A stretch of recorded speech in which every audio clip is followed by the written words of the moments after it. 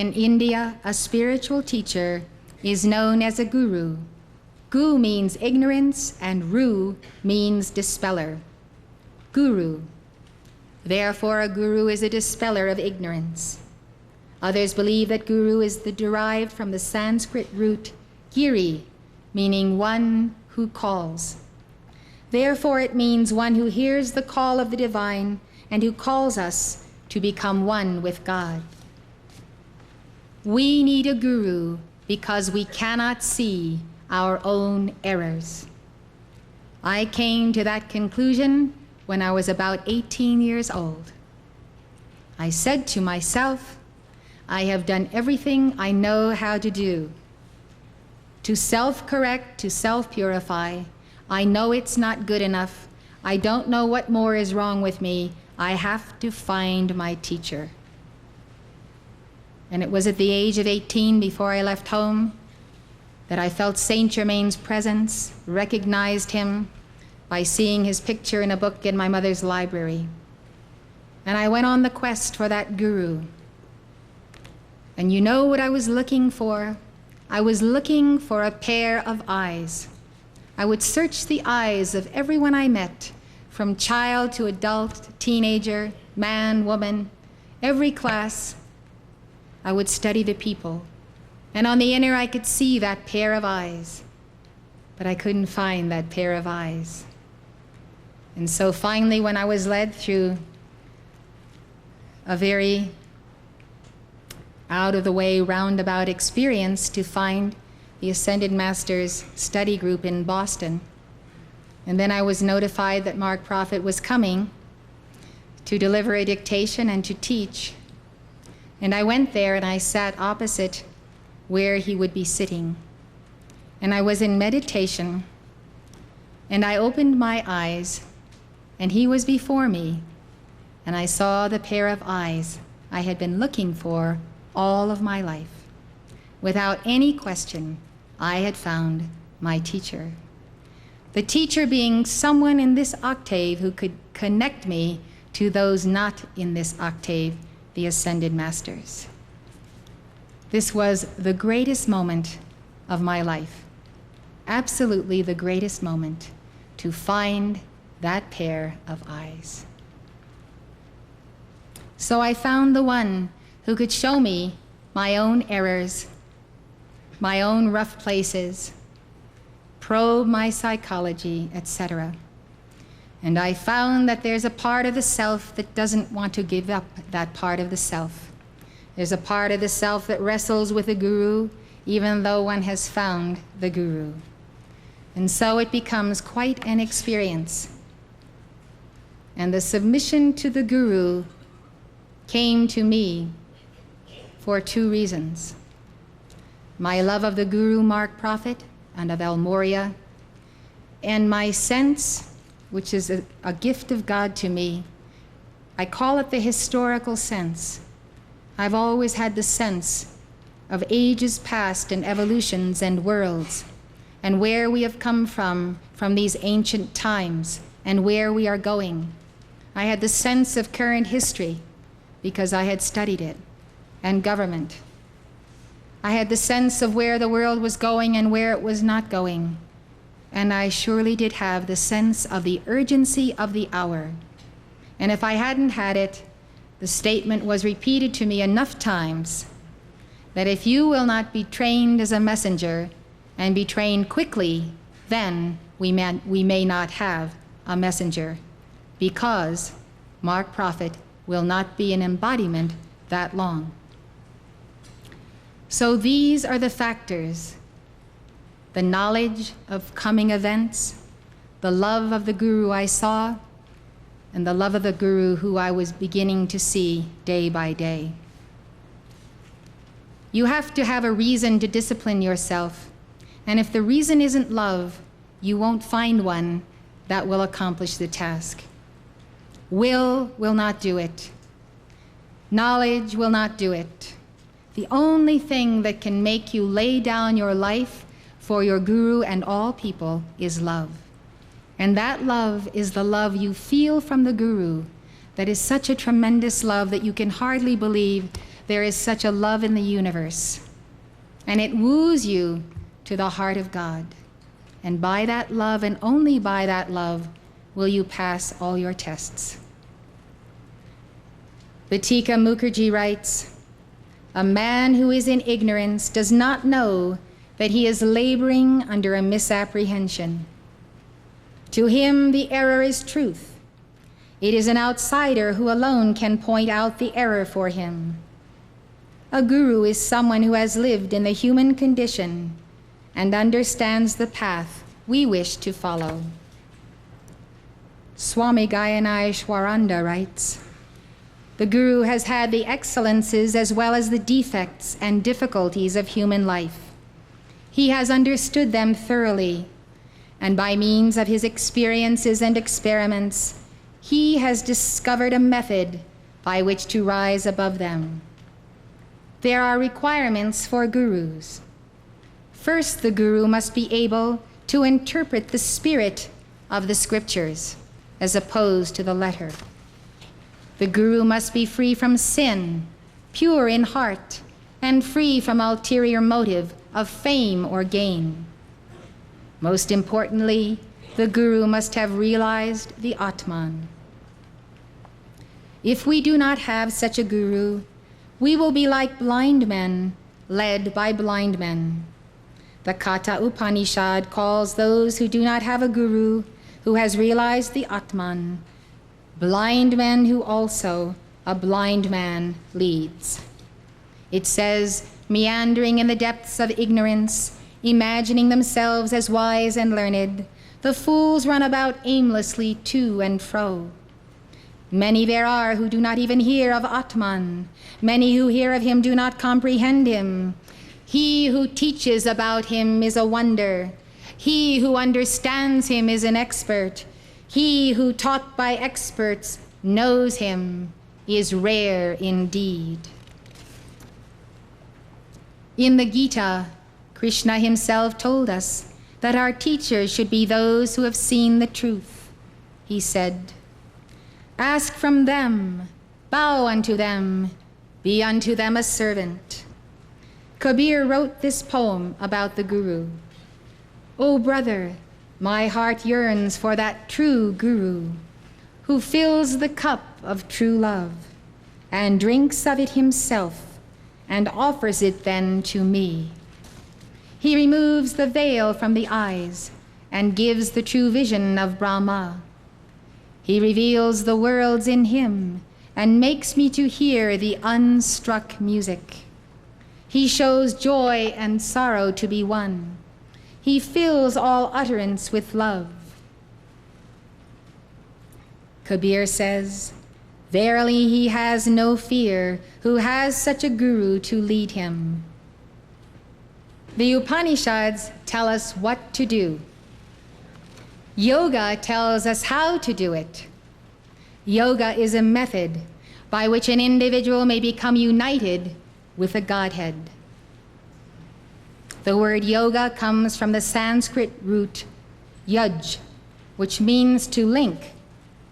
Yoga has the same root as the English word to yoke. Sanskrit, as you may know, belongs to the Indo-European family of languages and is thus related to English. Therefore, yoga means a method of spiritual union. When Jesus said, "Take my yoke upon you and learn of me, for my yoke is easy and my burden is light," he might have been referring to yoga. Was he really saying, "Take my yoga upon you"? Jesus had a yoga. He followed a specific discipline. There are 4 principal kinds of yoga. Jnana yoga, the path of union with God through knowledge. Raja yoga, the path of union with God through concentration and meditation. Bhakti yoga, the path of union with God through love and devotion. Karma yoga, the path of union with God through selfless work. Different types of people are suited to different types of yoga. But that doesn't mean they must practice only one kind of yoga. Most people combine 2 or more forms of yoga. Hindus say that it doesn't matter which one you choose.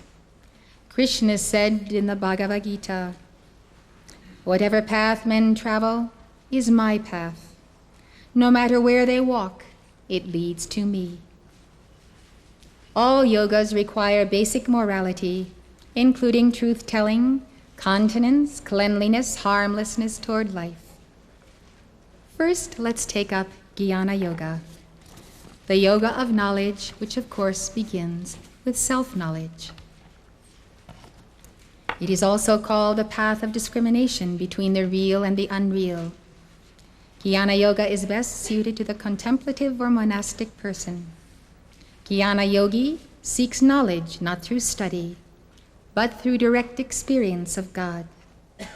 Jnana Yoga entails union with God through the dissolution of ignorance. Shankara, the greatest exponent of Jnana Yoga, wrote, "It is through the touch of ignorance that you, who are the Supreme Self, find yourself under the bondage of the non-self, whence alone proceeds the round of births and deaths. The fire of knowledge, kindled by discrimination between the self and non-self, consumes all ignorance with its effects." Here is an outline of how the Jnana Yogi attains realization. First, the Guru instructs him in the 4 great Vedic statements. That thou art, dat tvam asi, dat tvam asi. You remember that thou art means Brahman thou art. Thou art made in the image and likeness of Brahman. Therefore, Brahman thou art. That thou art. If you take these 4 statements and draw a circle, divide it into 4 quadrants, just as we just put the impersonal, impersonality, etc. on the quadrants, you can put these affirmations on the clock, and I will show you how they assist you in developing the sense of Brahman within each of the 4 lower bodies. So dat tvam asi is placed in the etheric body, the 1st quadrant, the 12 to the 3 o'clock line. The 2nd statement, I am Brahman. Aham Brahma Asmi. Affirmation of the conscious identification with the great God Self, Brahman. This is the conscious affirmation, and it is placed in the mental quadrant, the 2nd quadrant, the 3 to the 6. Saying I am Brahman is like saying I am that I am. The 3rd affirmation, this self is Brahman. Ayam Atma Brahma. The affirmation that this self is not the self of lesser desires. This self is consumed by the all-consuming desire to be Brahman and to know the self as Brahman. This desire is the spiritual fire that consumes all lesser desires, leaving the soul draped and drenched in only one desire, the desire to be Brahman. This affirmation is tied to the desire body, the 6 to the 9 o'clock line. The 4th statement applies to physical body and physical consciousness. It is simply, Brahman is consciousness. Brahman is consciousness. Prajnanam Brahma. This mantra is the affirmation that all physical consciousness is Brahman. This mantra delivers us from the agitation of the 5 senses, from the temptations of the flesh.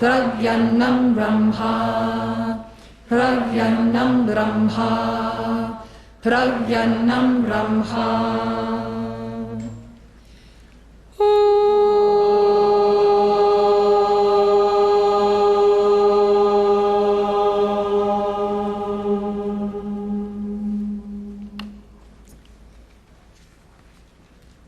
That thou art, I am Brahman. This self is Brahman. Brahman is consciousness. 4 affirmations for the 4 quadrants of being. After the pupil has learned these affirmations and embodied them, the teacher exhorts the disciple to meditate on his real nature. His real nature is that which is devoid of name and form, that which is infinite and indestructible, that which is supreme, eternal, and undying, that which is taintless, that Brahman art thou. Meditate on this in thy mind. Through this meditation, the disciple frees himself of the habits that bind him to the world. Piece by piece, he separates the real parts of himself from the unreal, like butter from milk. Nikhilananda says, he then devotes himself to meditation on Brahman until there arises within him a mental state that makes him feel that he is Brahman. With the deepening of meditation, the mind, which is a manifestation of ignorance and a form of matter, is destroyed, and the Brahman reflected in the mind is absorbed in the supreme Brahman. This unity, says Nikhilananda, is indescribable in words. It is known only to him who has experienced it. This is the mystical union as described by Hindus. The mystical union does not mean that the yogi loses his capacity to think or to exist. The destruction of the mind means that the lower mind is destroyed because the yogi is one with the mind of God, which is infinite in capacity. It is not so much that it is destroyed, it is simply displaced. God will not take the mind he has given you, whereby you function in this octave, without giving you his mind. So it is a gradual displacement. More and more of the mind of God is in you and less of the lesser mind. Krishna had this to say about Jnana Yoga. When wisdom is thine, Arjuna, nevermore shalt thou be in confusion, for thou shalt see all things in thy heart, and thou shalt see thy heart in me. And even if thou wert the greatest of sinners, with the help of the bark of wisdom, thou shalt cross the sea of evil. Even as a burning fire burns all fuel into ashes, so the fire of eternal wisdom burns into ashes all works. He who has faith has wisdom. 1, who lives in self-harmony. 2, whose faith is his life. And 3, who finds wisdom soon finds the peace supreme. Kill, therefore, with a sword of wisdom the doubt born of ignorance that lies in thy heart. Be one in self-harmony, in yoga, and arise, great warrior, arise. We come to the second form of yoga. Jnana Yoga, we chart on the 3 o'clock line, the mental body. Raja Yoga is the yoga of meditation and the control of the mind. It is considered to be the supreme form of yoga.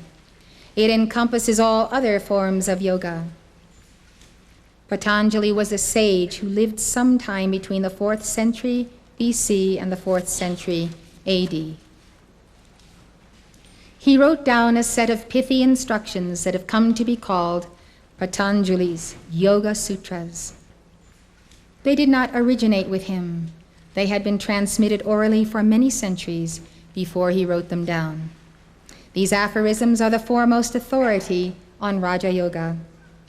Patanjali defined yoga as the control of thought waves, the control of thought waves in the mind. This is a difficult thing to do. The Hindus compare the average mind to that of a drunk, crazed monkey.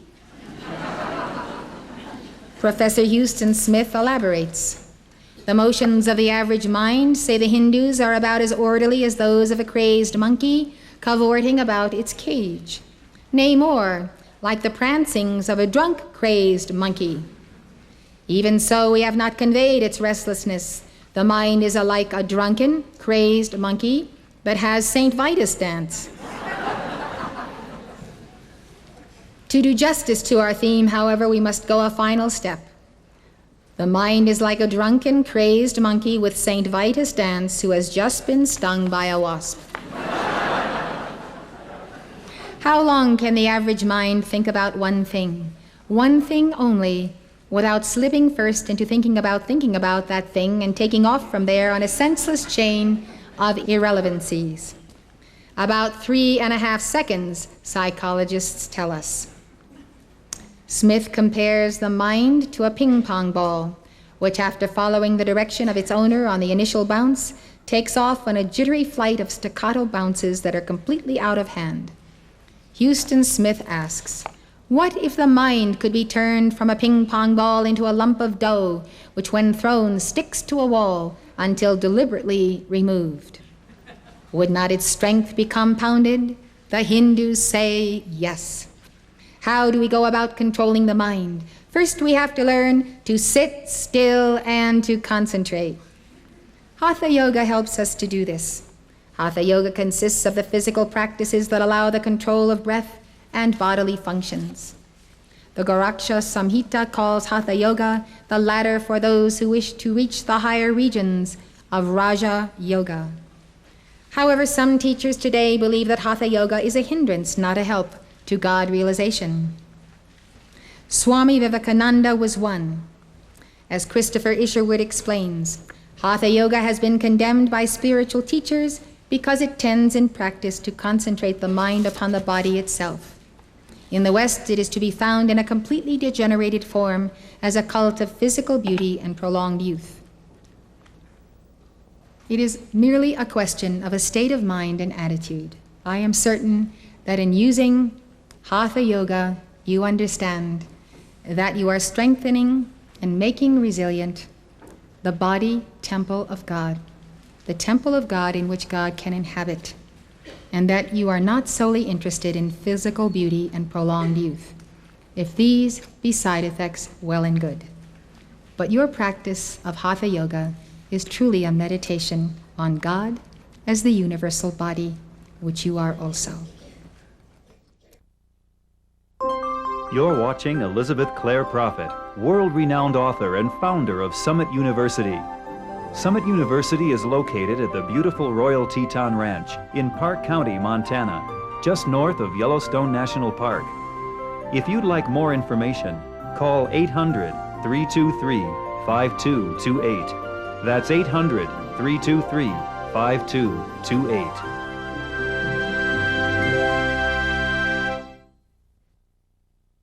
So there are 8 stages of Raja Yoga. The first stage is abstention from evil doing. There are 5 abstinences.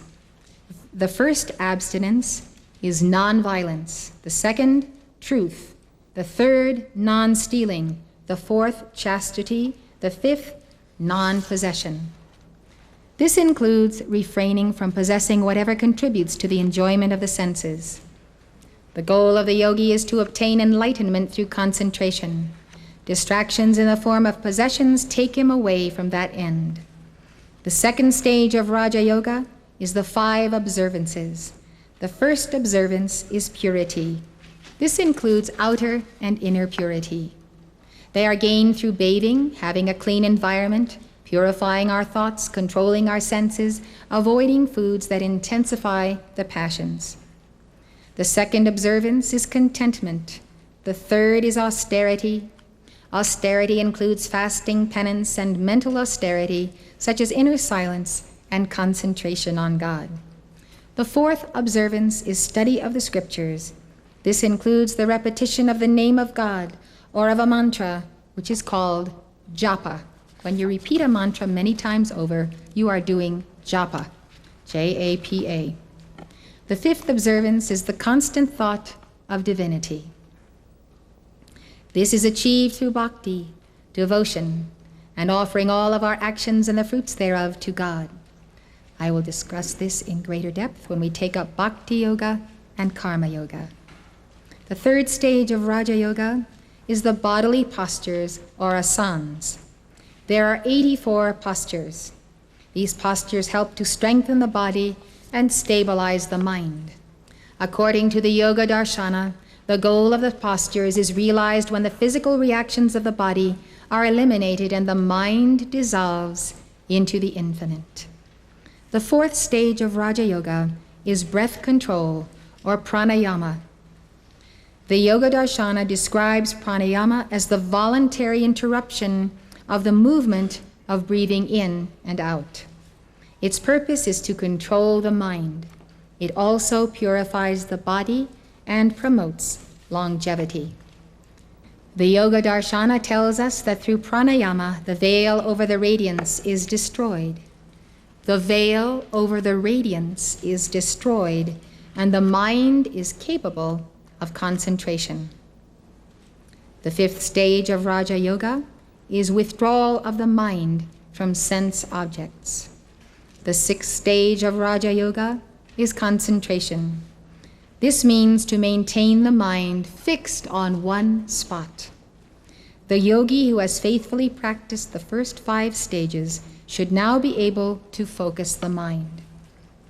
The seventh stage of Raja Yoga is meditation or contemplation, keeping the mind solely on one object. The yogi should first choose an object or form to contemplate, such as the image of a deity or his guru, or he can fix the mind upon the light in his heart. Patanjali told us that we can fix our minds upon any divine form or symbol that appeals to us as good. The yogi can move from this form to contemplation of formlessness. The 8th stage of Raja Yoga is identification or absorption in the Atman, also called Samadhi. The Yoga Darshana says that identification takes place when only the object of contemplation remains and one's own form is annihilated in one's mind. Patanjali defines Samadhi as follows: just as the pure crystal takes color from the object which is nearest to it, so the mind, when it is cleared of thought waves, achieves sameness or identity with the object of its concentration. This achievement of sameness or identity with the object of concentration is known as Samadhi. I suggest you concentrate and focus your attention single-pointedly, as Saint Germain has taught us, on our mighty I Am presence. That focus of the I Am that I am in the chart of the presence. The painting will soon dissolve, and beyond the painting, you will see the reality of your glorious, great God Self. Focusing on the I Am that I am polarizes your entire being to that level, which in our lecture on the Kabbalah we said was named Keter, the first sphera to come forth out of Ein Sof. That is the point of sublime union. When you have idle moments, develop the habit of meditating on your mighty I Am presence, pouring love to your mighty I Am presence, exalting that presence, thinking of all the wonderful attributes you know about the I Am presence, and see how you become an electrode in the earth of drawing down the currents of that high state of consciousness into the planet for the holding of the balance. The Yoga-shika Upanishad says that in the state of identification, the knot of the heart is untied, all doubts are pierced. In this vision, all past deeds are dissolved. There are lower and higher forms of samadhi, In the lower, the yogi attains identification with the spiritual teacher, guru, or deity he has chosen to contemplate. The highest form is known as Nirvikalpa Samadhi. Nirvikalpa Samadhi. In it, there is no separation between Atman and Brahman, as Shankara described it. There is no longer any identification of the Atman with its coverings. This is the great mystery of the inner path of Hinduism. Through his meditation and worship, Ramakrishna achieved complete identification with the object of his devotion, the Divine Mother. He identified with her so completely that he would decorate his own body with flowers and sandalwood instead of her statue.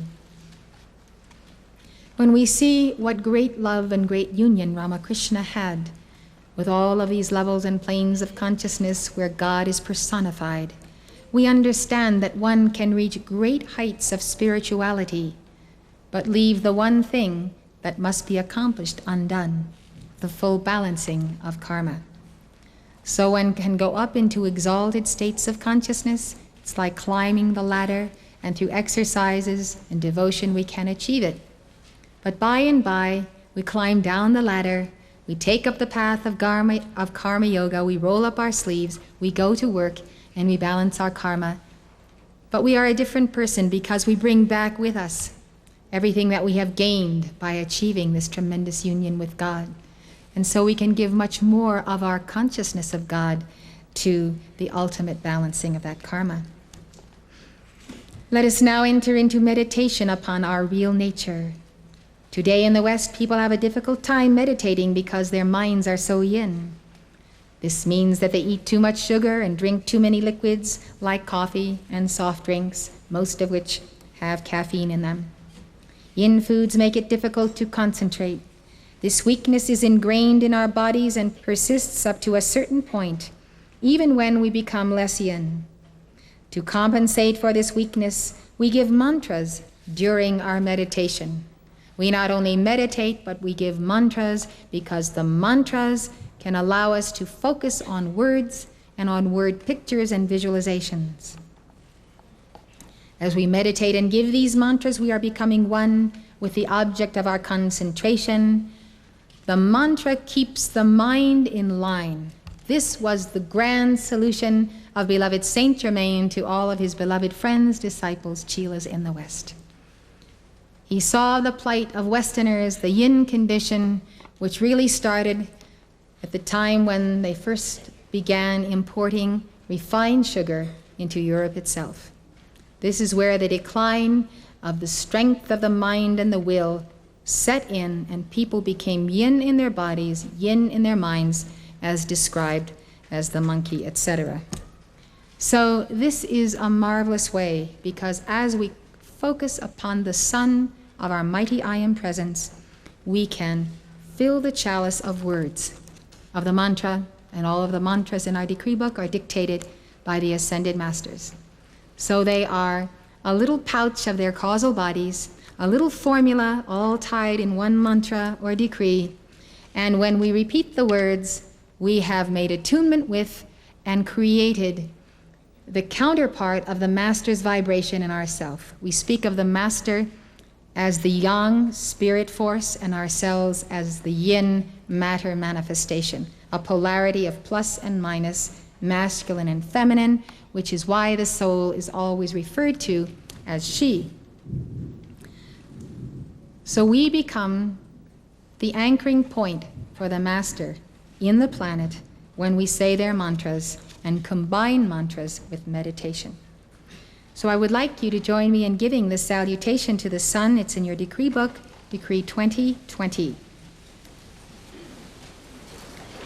As you pick your guru, pick your mantras and do them on a regular basis and see how they begin to sing in your heart. This is the concept of a mantra. As we say it again and again, it says itself back to us. This is not auto-hypnosis. It's not self-programming. It is the alive mantra that is the extension of the guru who gave the mantra that is now being brought back to you through the very voice of your guru who is inside of you.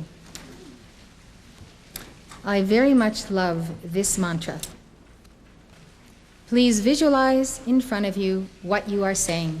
The benefit of memorizing the mantra is that you can keep your eyes closed and see all of the chain of visualizations that you give each time you say this. With great joy, let us give this to the presence of God together. Almighty presence of God, I am in and behind the sun. I welcome thy light, which floods all the earth, into my life, into my mind, into my spirit, into my soul. Radiate and blaze forth thy light.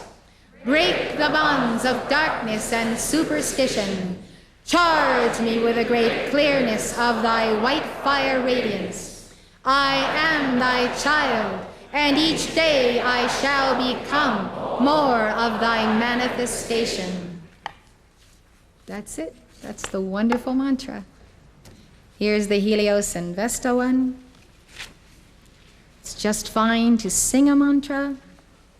We're going to recite it this time. Now, when you say Helios and Vesta, visualize yourself calling to Helios and Vesta in the heart of our own physical sun, where they have their etheric and spiritual temple. You're saying hello, you're greeting. Hi, Mom. Hi, Dad. It's just great to talk to you today. And then you go on and give the fiats God wants you to give. You need to have this very personal relationship with all of the great beings of light. Say your decrees that way. You'll feel such an intimate contact with God. Here we go. Helios and Vesta, Helios and Vesta, Helios and Vesta. Let the light flow into my being. Let the light expand in the center of my heart. Let the light expand in the center of the earth. And let the earth be transformed into the new day. Helios and Vesta, Helios and Vesta, Helios and Vesta. Let the light flow into my being. Let the light expand in the center of my heart. Let the light expand in the center of the earth. And let the earth be transformed into the new day.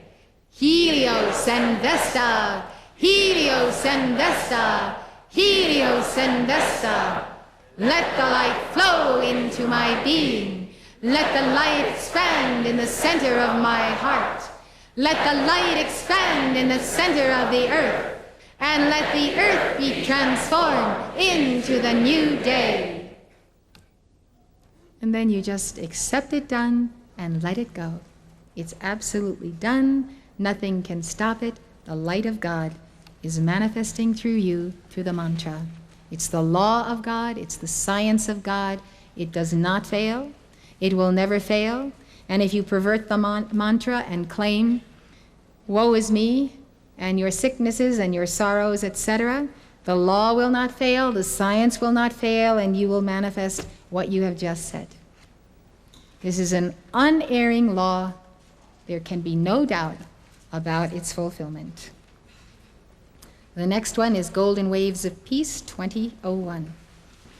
This is the one that you can use and take your hand and put it right on that soft spot, that point of the crown chakra. This one we're going to sing. Say the Om.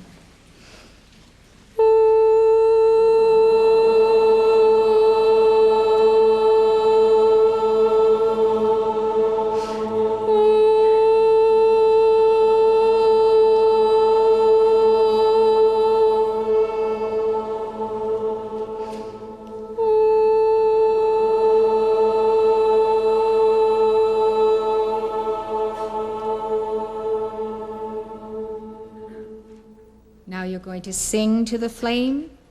You're going to see it as yellow. It is bright, dazzling bright as the sun. It is gold. It is wondrous to behold. You are praising it, glorifying it, expressing gratitude for it. Now you are seeing light's wisdom in every brain cell of your entire brain. And you're going to see that light shining shining in every brain cell. It is a ceaseless flowing fount.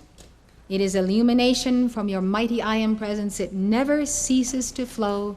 You have but to look up and remember it every hour and moment of your day.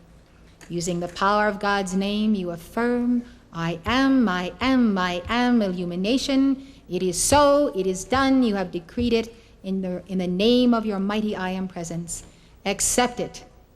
And when you lose a sense of your acceptance of it, and you lose the sense of its vibration, give the mantra again, renew it as often as you like. So now we're going to sing to this glorious flame together.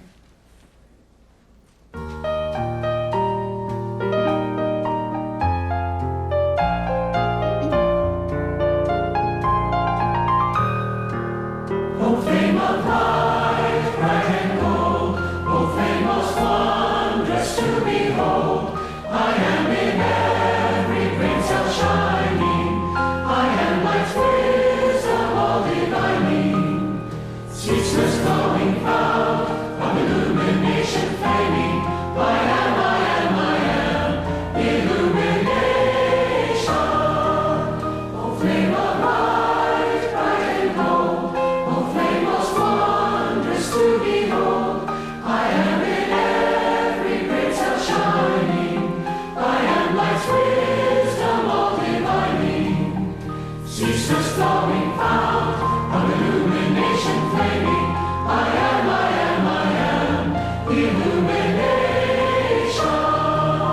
O flame of light, bright and gold, O flame most wondrous to behold, I am in every brain cell shining, I am light's wisdom all divining, ceaseless flowing fount of illumination flaming, I am, I am, I am, illumination.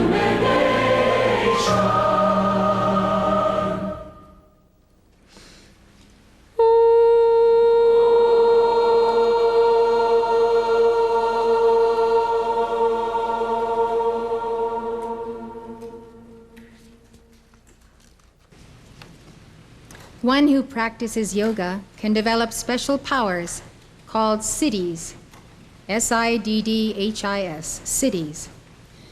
These include many of the miraculous feats we have heard of in the West. Knowledge of the past and future, knowledge of past lives, great strength, walking on the water, flying, mastery of the elements, the ability to surround oneself with a blaze of light, and the ability to die at will. Patanjali told us that these powers can come not only to yogis, but also to those whose minds are spontaneously enlightened through purity. Western saints like Padre Pio have been reported to possess some of these siddhis, but the siddhis are not the goal. Patanjali called them obstacles to samadhi, obstacles to samadhi. He said when the yogi gives up even these powers, the seed of evil is destroyed and liberation follows. It is the supreme test of the yogi to give up the siddhis, as Christopher Isherwood and Swami Prabhananda write in their excellent commentary on Patanjali. Of all powers, the psychic powers are, from the standpoint of the ego, the most desirable. The yogi who has held even these powers within his grasp and nevertheless renounced them has rejected the ultimate temptation of the ego, which of course is power. In the world there is craving of power through money, and vast sums of money accords people much power in the rise and fall of nations and of peoples. But in the spiritual arena, it is spiritual power that is sought, and it is often sought unlawfully on the left-handed path. As the yogi develops powers, it is easy for him to become involved in power and sex relationships, which will make him forget his original purpose. Patanjali warned, when tempted by the invisible beings in high places, let the yogi feel neither allured nor flattered, for he is in danger of being caught once more by ignorance. Isherwood and Pravananda comment, the invisible beings in high places are the fallen yogis who have reached the state of discarnate gods or become merged in the forces of nature. Such beings have failed to find liberation precisely because they yielded to the temptations of the psychic powers. I would like to point out to you that many, many years ago I was lecturing on the East Coast, and I was in a town, and a very interested and nice young seeker was there, and he was telling me that he had all these psychic powers. And indeed, he had these psychic powers, and he liked to use them to help the police department find criminals and do all these things that are certainly a service to society. So I told him that if he wanted to be a student of the Ascended Masters, he would have to be healed of his psychic powers. He disappeared so fast, and I never saw him again. But the contact I had with him is that he knew he was a certain person in a past life, and I knew he was that person too. And I always wondered what happened to him, and about 15 years later, recently I saw him in Los Angeles, and he said, "Do you remember me? I'm the one that's so-and-so and so-and-so." And then he told me the whole story. I said, "Oh yes, I remember you. I've always wondered what happened to you." So he said, "Guess what I'm doing?" And I said, "What are you doing?" He said, "Well, I'm working for the police department, and I'm finding thieves and criminals through my psychic powers." So he continues, and I'm sure that this is the very hitch of psychic powers, that we can do good things with them. And if we can do good things with them, then why not do them? For the very simple reason that Jesus said, we should not say, "Let us do evil, that good may come." So that is the problem with the psychic. It seems to have its benefits, but it has a downside, and the downside is a bottomless pit into which the soul can become enmired. So we remember the words of Paul, "Put on the whole armor of God. Put on your tube of light. Put on the armor of Archangel Michael, that he may be able to stand against the wiles of the devil." And the wiles we surely see in the area of the psychic. For we wrestle not against flesh and blood, but against principalities and powers. So we've just heard the definition of who and what are those powers. Fallen yogis, those who have attached themselves to nature spirits and been empowered thereby. And we heard in another lecture that the soul can go out and contact these bright but unclean presences that will trap it into the astral plane. This is after the body goes to sleep at night. And so there are these powers and forces, and we have to meet them when we are not entirely there in all of our conscious faculties. We meet them when we are out of the body. So we have to have a tremendous armor of righteousness, the right use of the law, because we never know when we are going to have to descend into such thick and lower levels of the astral plane that we will forget. We will not have the full illumination that we normally have when we are in our right mind and our right attunement. And so we can be drawn away, magnetized, literally, mesmerized this way and that. So this is the work of the fallen angels. And they are the rulers of the darkness of this world, and we wrestle against them as spiritual wickedness in high places. They have managed to ascend the Sphirot, if you want to speak in terms of the Kabbalah. They have managed to ascend the degrees without submitting themselves to the Son of God or to the I am that I am. Those who do this, of course, are practitioners of black magic. They misuse the keys of God, and they do not see that they are using them to their own destruction. St. Paul tells us that in defense against such powers, we should take unto ourselves the whole armor of God, that we may be able to withstand in the day of evil, and having done all, to still stand.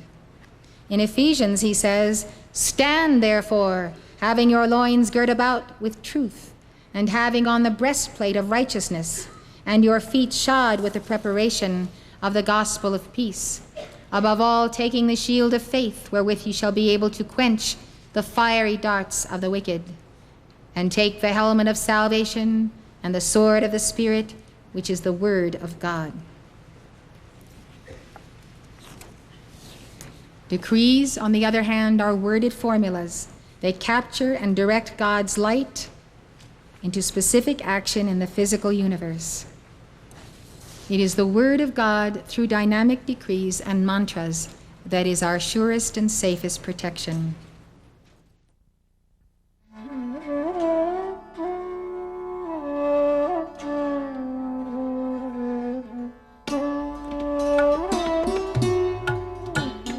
For more information on the